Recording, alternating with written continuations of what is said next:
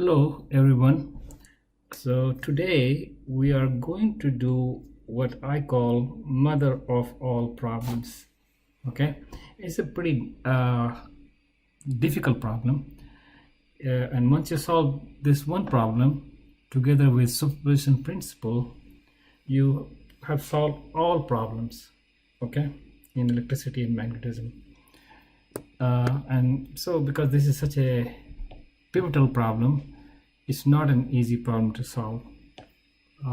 So here is a charge that's moving, and I'm going to give its position by some function of t, of time.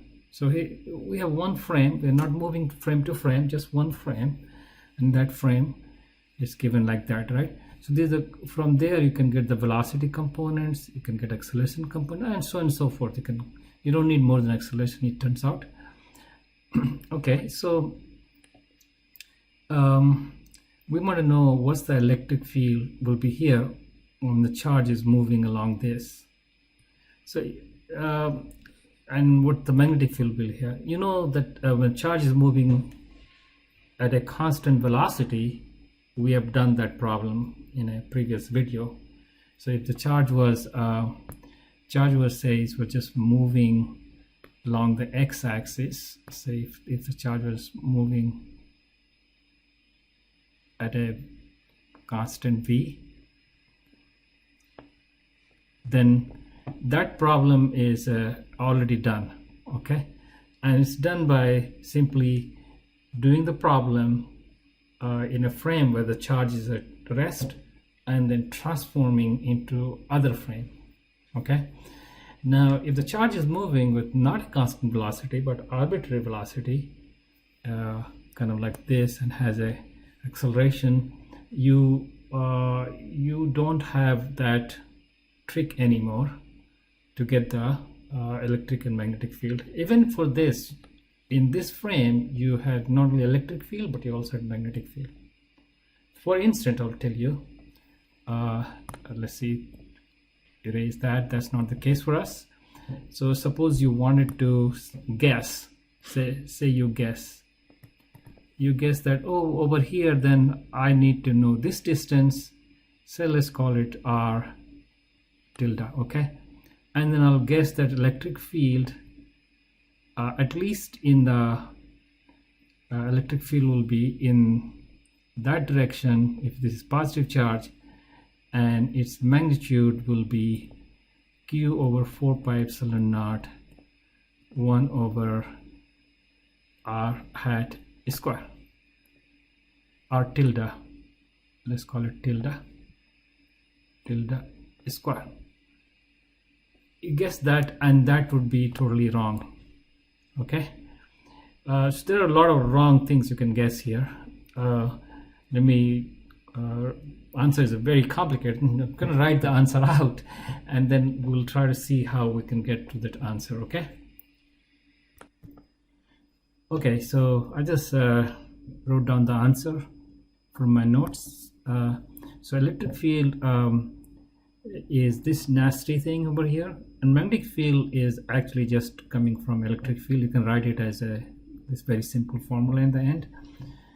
So all of this is basically what's happening is charge is here now at time t, but electric field and magnetic field depends on where the charge was some time ago. The charge would be here, would have been here, q here at time equals to tr. And what is tr? Tr is a time minus this quantity, and this thing is called retarded time, because it's a time before now. So I'm going to go back where it was, so that its information had a time to travel. So this would be the distance, this will be the r vector from charge to that point P. So point P only knows where the charge was at the retarded time corresponding to that vector, that distance. Okay, and so this would be the position that we'll be interested in. R prime will be dr, where the charge is at the retarded time. So all of this, like the velocity or speed at the retarded time, acceleration at the retarded time, and this u actually comes out because the way the expressions play out is nice to put it together. So the velocity of the retarded time is this, and you construct another vector which is kind of like a velocity vector, but it's not the velocity of the particle, but in this combination, this doesn't have any special name. Okay, so the electric field is pretty nasty. You can see that this is the kind of like 1 over r square, r over r cube. So this is like 1 over r square, this is like 1 over r square. So you can see this grows with the distance r from the particle, and so but this one does not grow with distance.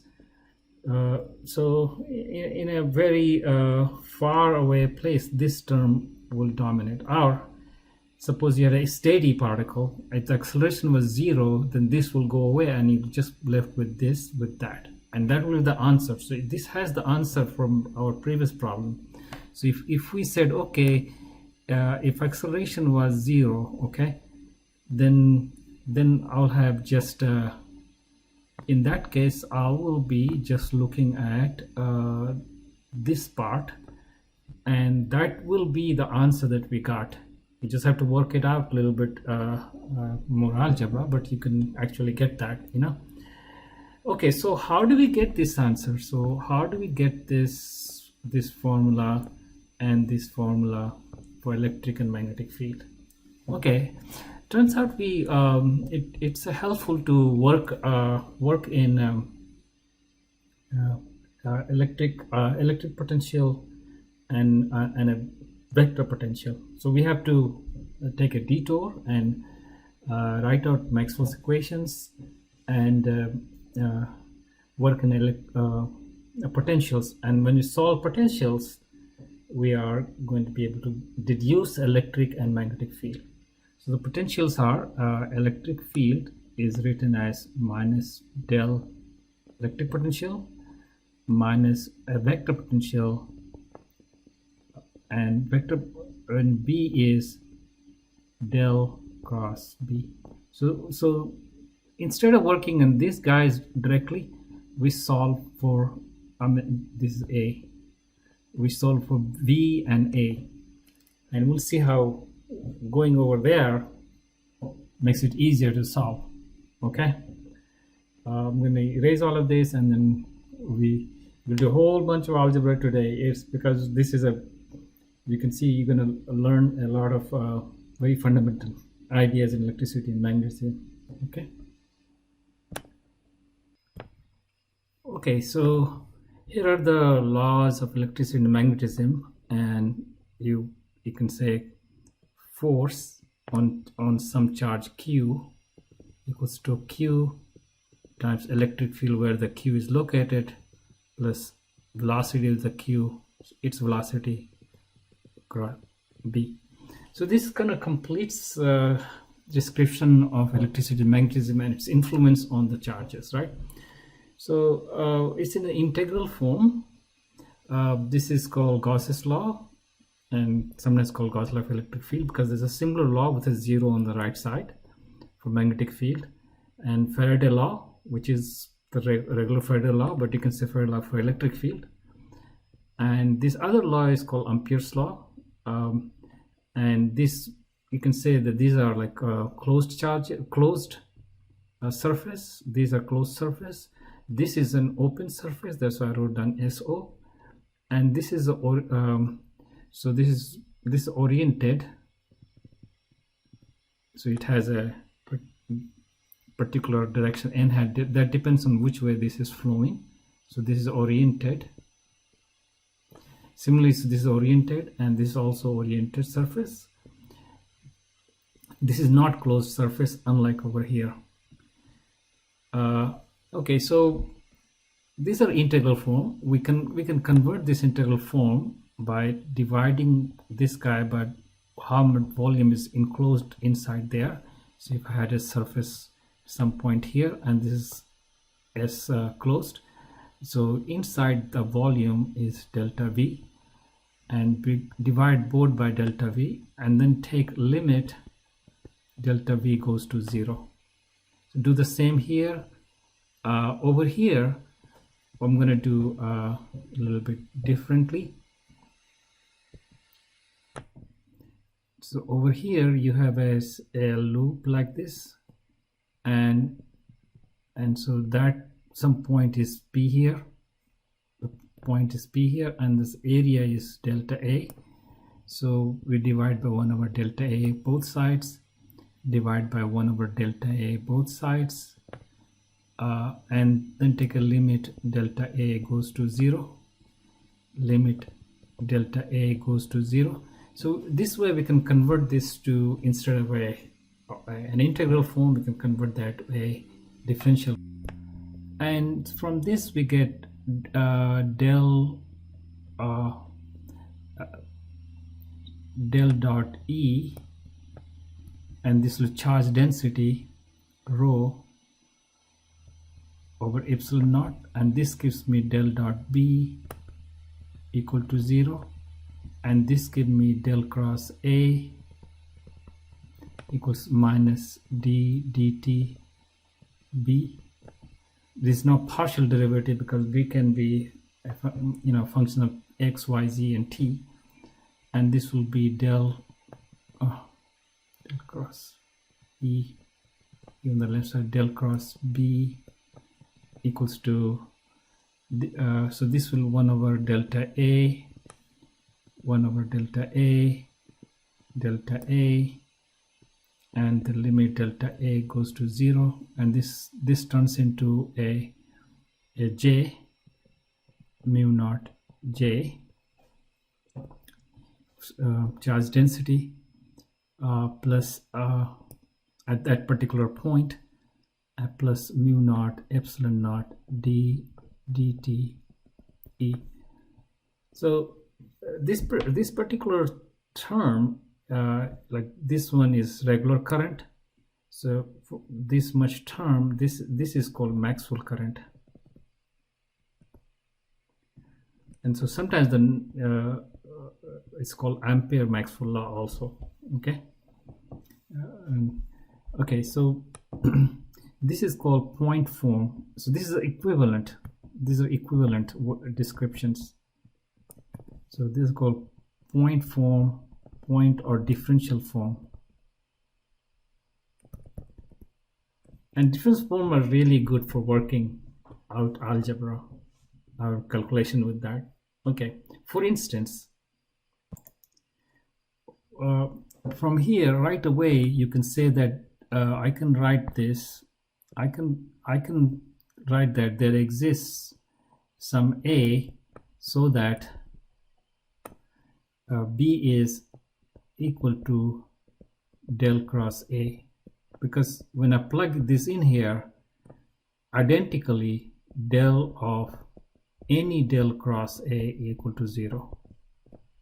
So this is, we're going to say B, and if I know what A is, I would be able to solve. The B can be substituted in these places to write the whole thing in terms of A.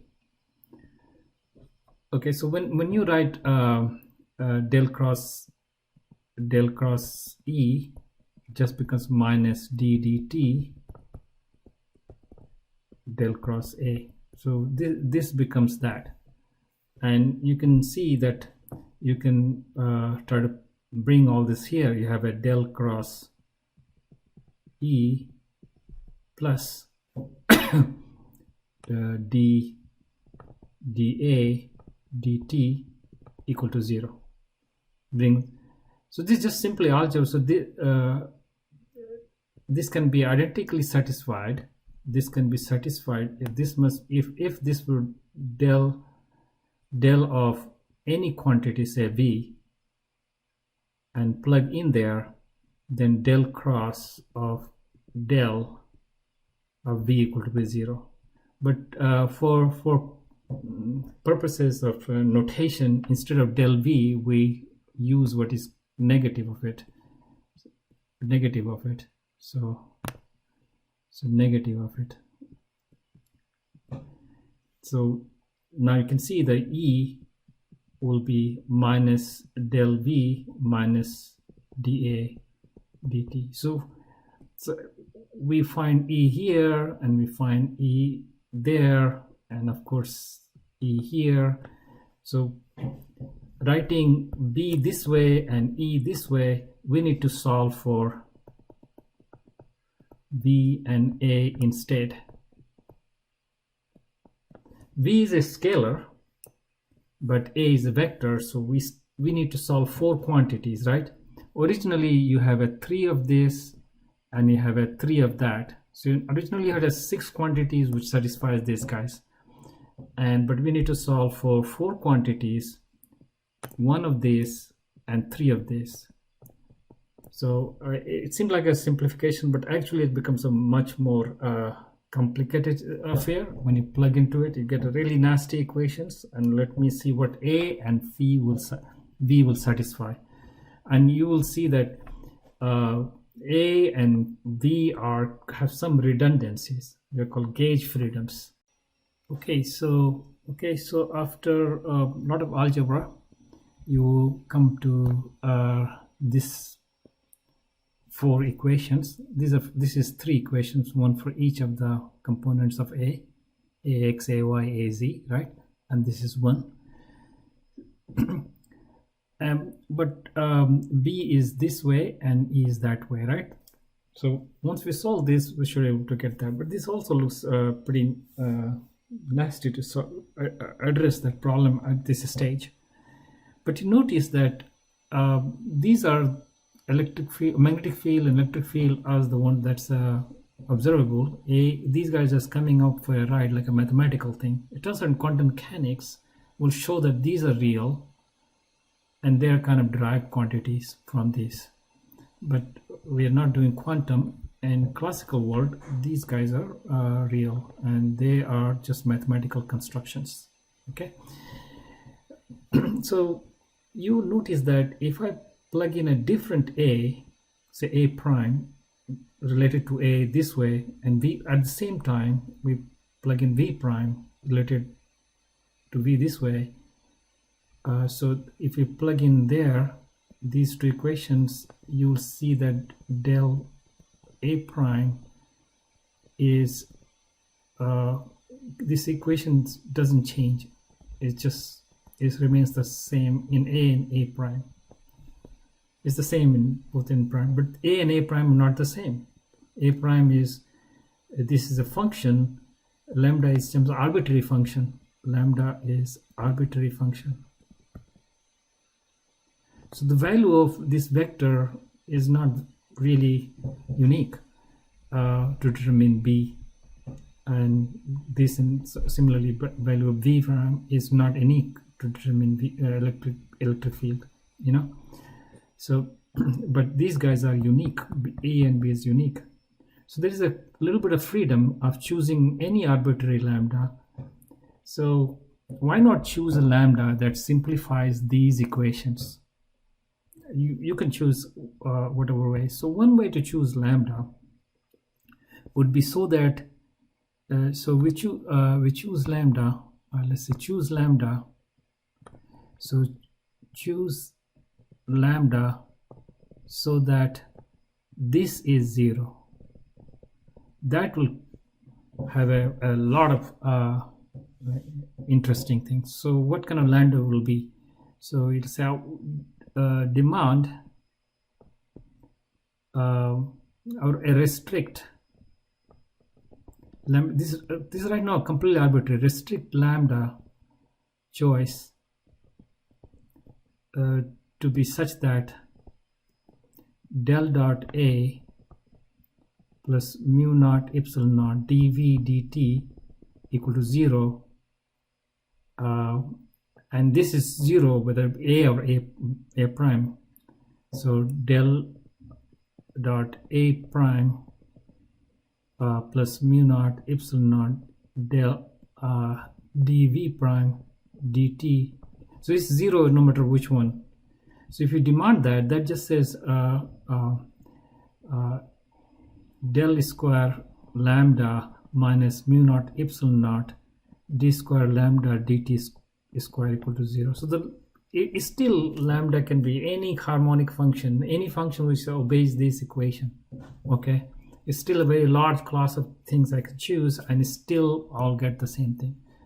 So this is lambda is totally arbitrary, so choosing this is as good as choosing something else. But if you choose this, then this part is 0. That means this part goes to 0. And an added benefit, you have a del dot a equals minus mu naught epsilon naught dv dt. So as a benefit of this, and I can go there and replace that. So replace that with minus mu naught epsilon naught dv dt.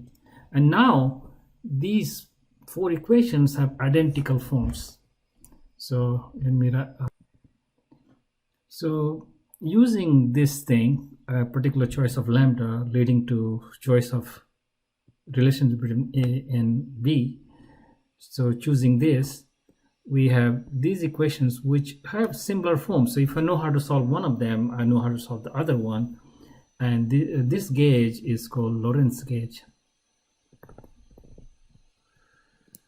So let's see how we're gonna solve one of these, and we will. There's an entire industry for solving these equations.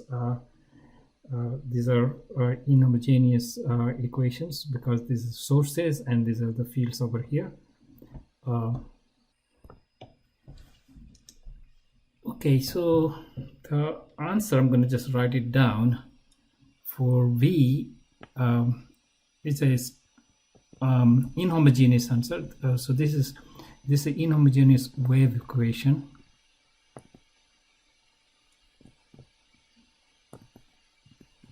So it's going to have a homogeneous term in the answer and the inhomogeneous term in the answer. I'm going to just write down the inhomogeneous term in the answer. So V we want at this point, which is R, and we want at time t, okay, at time t, this 1 over 4 pi epsilon naught, and then integrate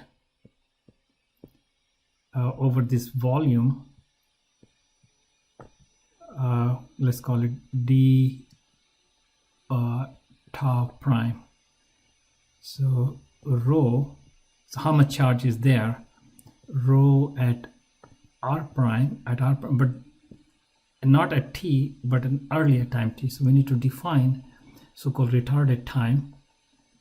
So we define retarded time this way and charge density this way. So we want how much charge is, if it's flowing around, then charge will depend on time, charge density. And but we'll keep this volume in a space looking at that location. Divide by, charge over the distance, and distance will be this distance, this distance. So it's kind of like what you'd expect, charge over distance for the electric potential. So the formula is very similar to what we have seen before, except that now we have to deal with what is called retarded time, and where the charge was rather than where the charge is now. So this is now, but this is where the charge was at earlier time, because the information the charge was here has to travel at the speed of light, and that's why this much time has to be subtracted. Okay, and then A will be very similar. RT will be instead of 1 over epsilon naught,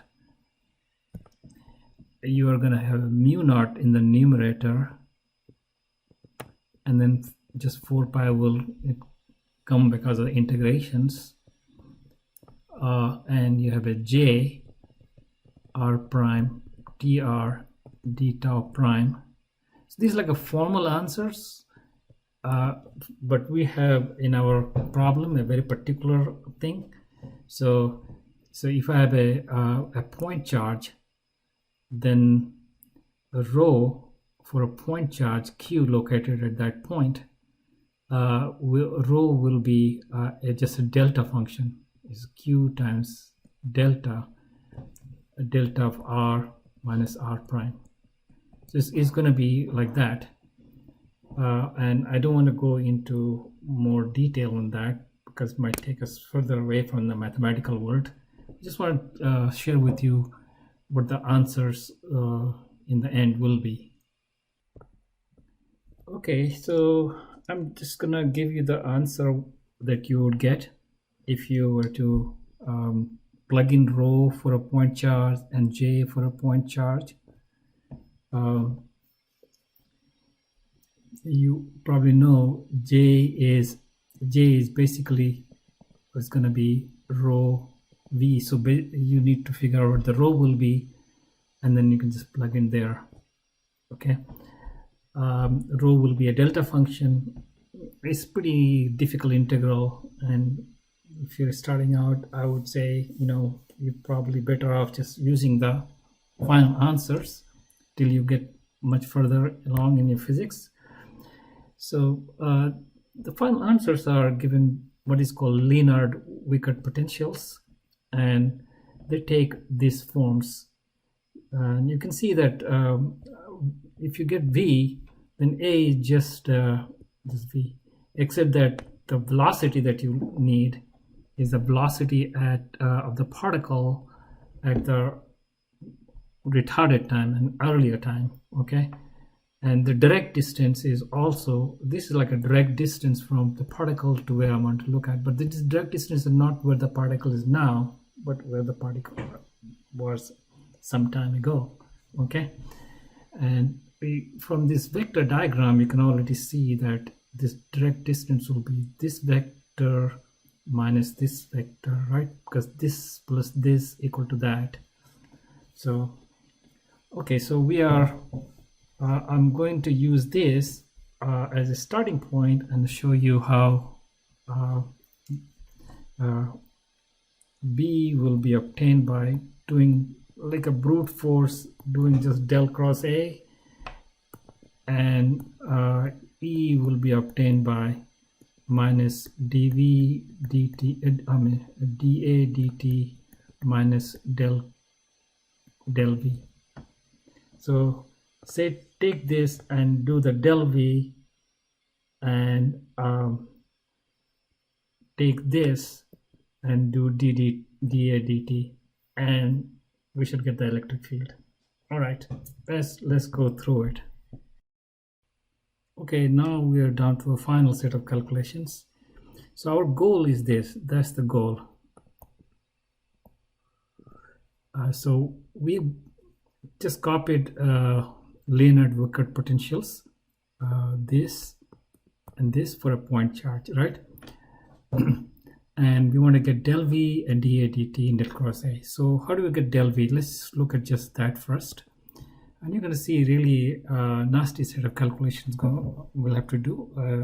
But you know, just you know, Calc 3 algebra, we can do it, right? So we're going to do del V. So when I do this, I'm going to get Q over 4 pi epsilon naught, this constant, and this downstairs is going to be -1 over whatever the downstairs thing is. And then I'm going to get a del of this thing, right? Then I'm going to get a del of R minus R dot V over C. Okay. And now what's V? Okay, V is actually is derivative of this dr prime dt evaluated at tr, which we can just call it dr prime dt prime, d sub r, and the prime is the particle, right? The trouble is, let's do just del of r, and this r is over here. So if I write this as r equals to ct minus ctr, t is fixed, t is a fixed time, tr will change because the particle's movement. So if I do a del of r, I'll get a 0 for this. I'll go to minus c del of tr, but tr depends on r, and r is this, so it's kind of tr has to be determined. So everything will depend on tr, right? So let's see what the tr del of tr will be. So if I can get this from another way, from here, maybe I would be able to get that. So let's put left side, right side is minus c del tr, and this is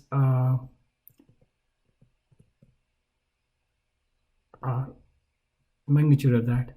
Well, magnitude of that is just going to be square root of r dot r, and so I'm going to get a 1 over 2 r del on r dot r. So now this this we can look up a del of like two vectors a dot b, what that is. So I looked up, and this is the answer. If a and b are the same, then I've got the double of these terms. So this is actually quite complicated, right? So I'm going to get two of those terms, so I'm going to cancel this two and just write one of these and one of these, and that just becomes a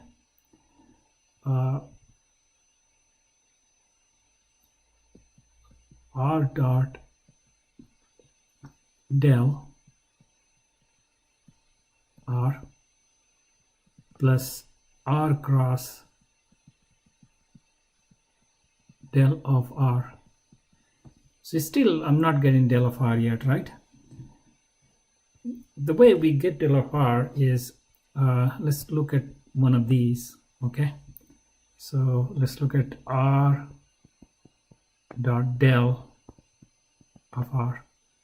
So this would be like a x component of this dx plus y component is dy plus z component is dz, and so this r is going to be r minus r prime, r minus r prime. So this r has x, and of course it's going to be half. So this, let's look at one of this, rx dx r minus rx dx r prime, and other terms will be very similar, so I don't have to write them down. So this will just be I hat, right? With x, which is going to be dx this r, and the dx x I hat plus y j hat plus z k hat. Remember, this is where the field is, right? So that's the x, y, z. So this is just going to be I hat. And so, and the other one is going to be, but this is for x, but if I take a derivative to tr, I can turn into a velocity. So this is minus rx d with respect to tr, r prime, d of tr with respect to d of x, and then the y's and z's. Okay, so I can guess that this should be from here and here combined. I'm going to get an r vector, and then I'm going to get a I'm going to get this will turn into a velocity vector, and this will turn into this with this will be so this will be the velocity vector, and this will be turned into r dot del of dr. Okay, so I'm gonna copy it here. So this is for 1. How about for 2? For 2, I need to do the same kind of stuff. You have a r cross del cross r, and somehow I need to expand it and extract it. Let's see what that becomes. Okay, so this is like a cross b cross c, 3 vectors. So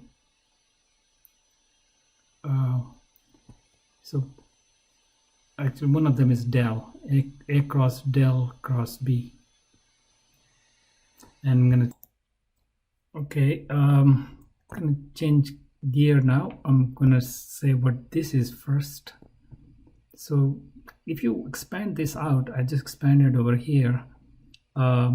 Expand this out, you're gonna get a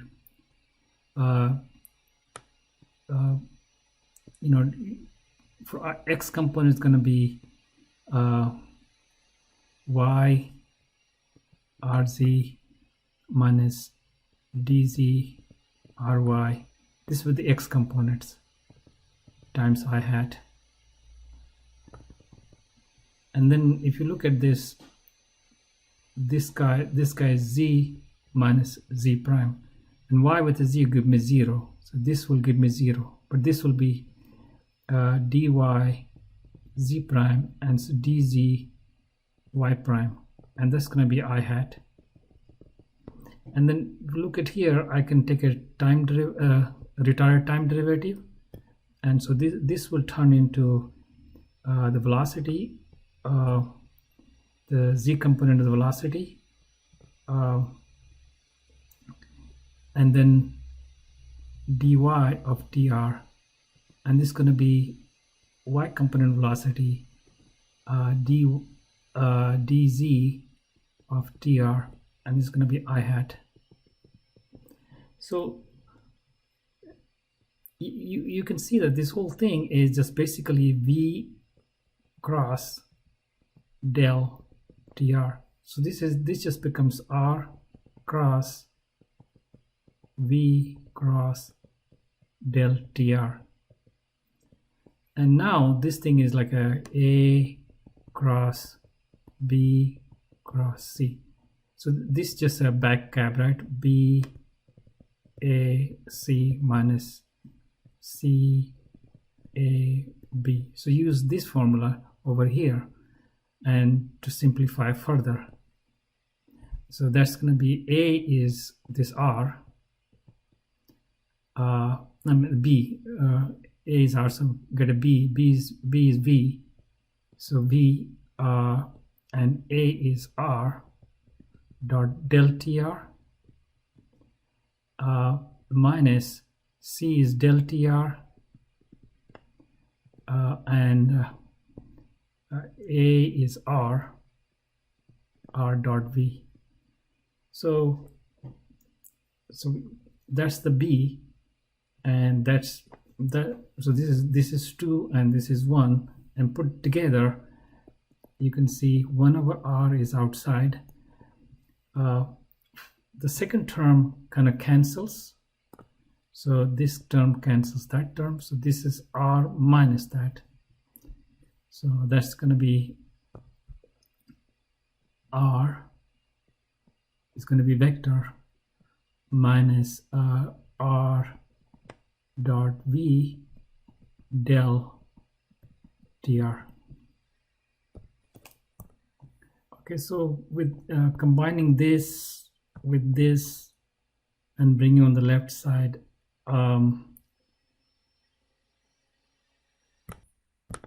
okay, so you can see this minus sign. I was kind of worried that minus sign is not correct, but it's correct actually. Bring it on this side, back on plus, and will be minus, and so you can get this answer.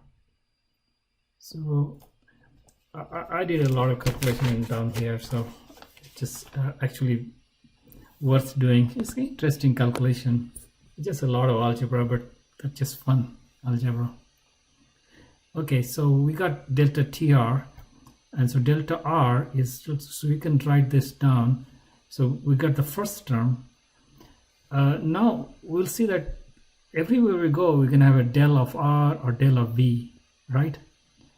So del of R or del of V, and they all can be turned into something like del of TR. So rather than writing every time del TR, this nasty thing over here, we just collect everything as del TR. And let me go through the whole calculation, and then you see it's not too complicated, but it is in a sense. Okay, so the second term actually generates whole bunch of terms, kind of like this. So second term is going to be very nasty, right? So you're going to have a R dot del, but acting on V, and then you're going to have a V dot del acting on R vector. Then you have a R vector cross producting del cross V. So every one of them has X in it. That's why derivative XYZ is not necessarily 0. V cross del cross R. And so this whole thing closed out. So you can say we should work out each one of them independently and see what it looks like. Okay, so I'm going to work it out, pause the video, work it out, and show you. Okay, so the first one, looking at the first one, we just work it out, and I don't really expand everything. I just want to look for a pattern, and I can just convert that into a dot product. You can see, just look down just the X first term there, and that will be Rx, Ry, dy, etc. And then I distribute it in just one term, and then I say this is in velocity, and its derivative to retarded time will give me the acceleration in the, so everything is retarded, right? Because you have gotten where the particle is at the earlier time, and you're taking derivative at that time to get its acceleration and velocity and things like that. And so, and we already know what this looks like, so we can just plug in, and so at least one term in principle is done. There will be simplification, but much comes later. Okay, I'm going to do the next term and next. Okay, for the next term, I changed the color here because it's important to notice that when I come here, this is derivative of x, and you can look at this is the x in here, and there is x here through the TR because this is a implicit equation. So we need to do with this and that, so kind of separated them out, and then with x prime thing I handle it through TR, and so it comes something like that. Okay, so we got the first two terms and the second and third term. Let's look at the third and fourth term. So we have this term here. We go through very similar, just look at the first term inside and then try to see the pattern. No pattern yet. I can convert this into a retarded time derivative, that velocity turned into acceleration, and I look at this, I see this opposite of the cross product, acceleration and del of TR, and so put a minus, pick up a minus sign. For this other term, I noticed that this R is going to be like this, so I'm going to expand it just to see the pattern. Now y is with z, the independent variable is going to give me 0, so it goes in here, and then this is almost like over here, instead of vz you have z prime position, so it's going to go into velocity. But it turns out this is in the correct order of v cross also a positive. So writing them out, let me see, the answer would be, okay, so I copied them here, and so this is the final answer. You might say this is the final answer.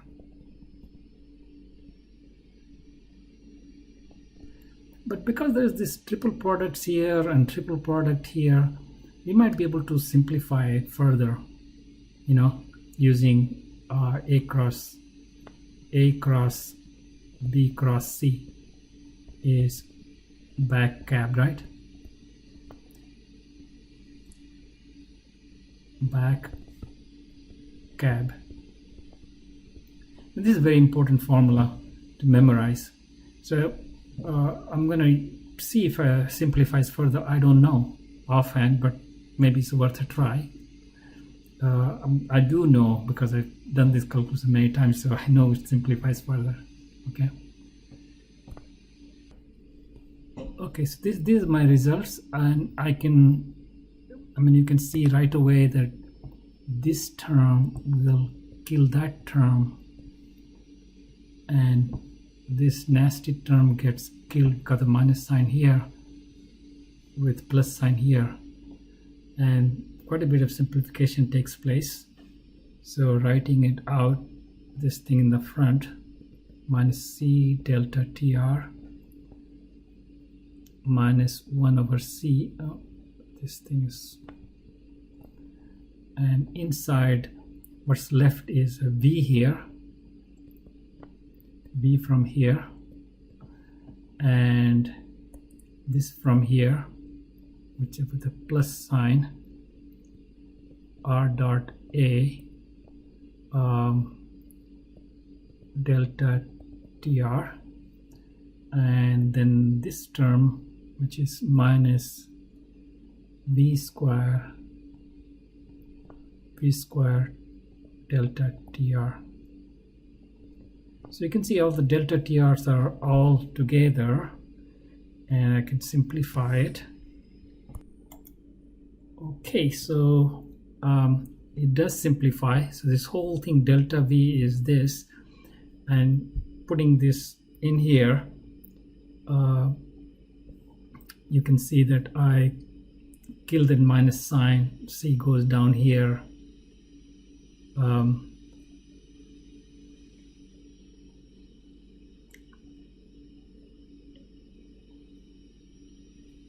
Okay.